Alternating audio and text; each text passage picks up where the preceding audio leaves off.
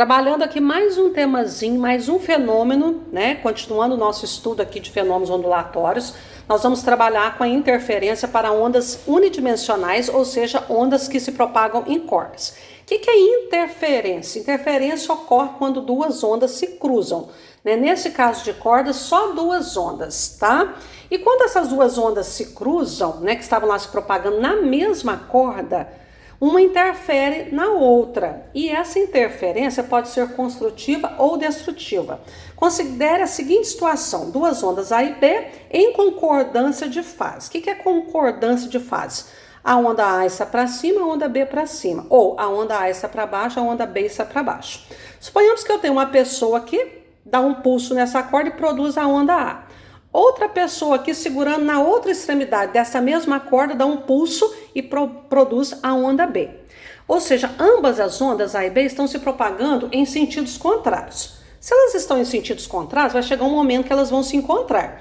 Lembrando que a onda B tem amplitude maior. O que é amplitude? Essa altura aqui, ó, da crista até o eixo de referência é chamado de amplitude, que é deslocamento máximo. Nesse caso aqui, a altura máxima. Então, o que é interferência? Quando as duas ondas se encontrarem, se cruzarem. Quando essas duas ondas se cruzarem, como elas estão em concordância de fase, todas as duas para cima, a onda resultante vai me dar uma onda de amplitude maior, porque a amplitude, nós vamos somar a amplitude da A com a amplitude da B.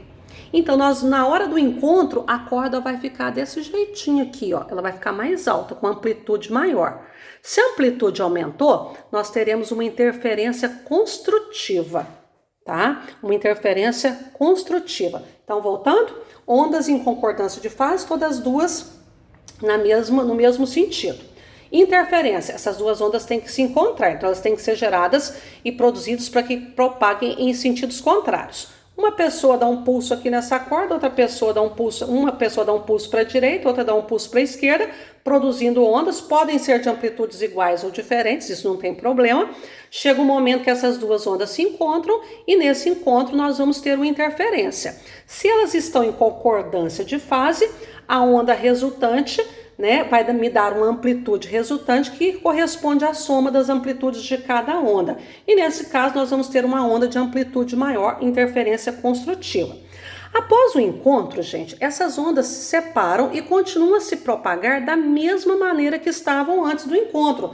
Ou seja, elas continuam a se propagar como se uma não tivesse encontrado com a outra, do mesmo jeitinho.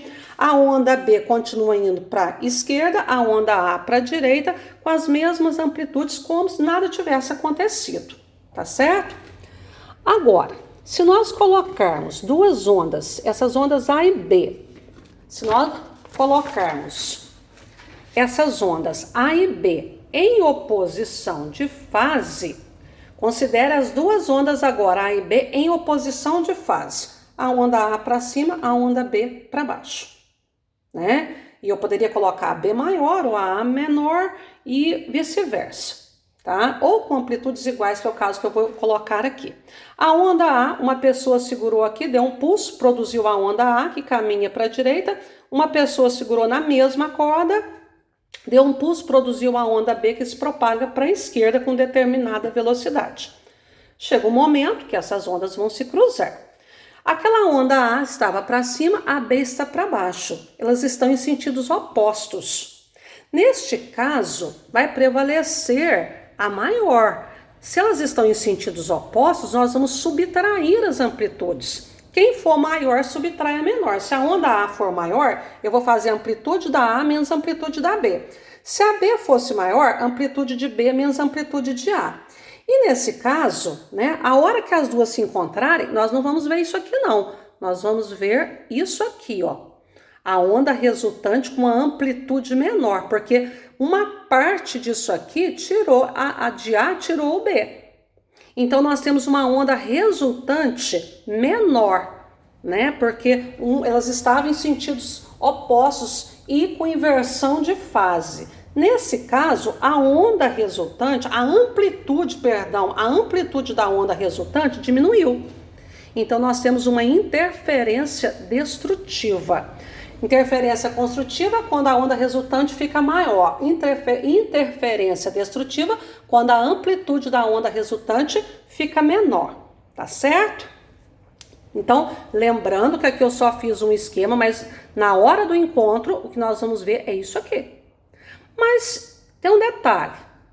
E se essas ondas A e B, propagando-se em sentidos opostos, logicamente, para que ocorra a interferência, tivessem amplitudes exatamente iguais? Mesma amplitude. Aí, quando as duas se cruzarem, nós vamos ver a corda esticadinha, porque se nós fizermos a amplitude resultante, A menos B, olha, amplitude resultante A menos B, essa amplitude resultante vai dar zero, porque se a amplitude aqui for 2 centímetros, aqui for 2 centímetros, 2 menos 2 dá zero. Então, nós teremos uma interferência destrutiva com extinção total da onda. Então, na hora do encontro, essa corda vai ficar lisinha, esticadinha, retinha. Agora, tem um detalhe. Após o encontro, tanto na situação de cima, quanto na situação de baixo aqui, cada onda continua o seu percurso, se propagando na sua direção, como se nada tivesse acontecido. Passou aqui o encontro, a onda B continua indo para a direita, a onda A continua indo para a esquerda, a mesma amplitude. Aqui também, após o encontro, a onda B continua indo para a esquerda, a A para a direita, como se nada tivesse acontecido. Tá certo?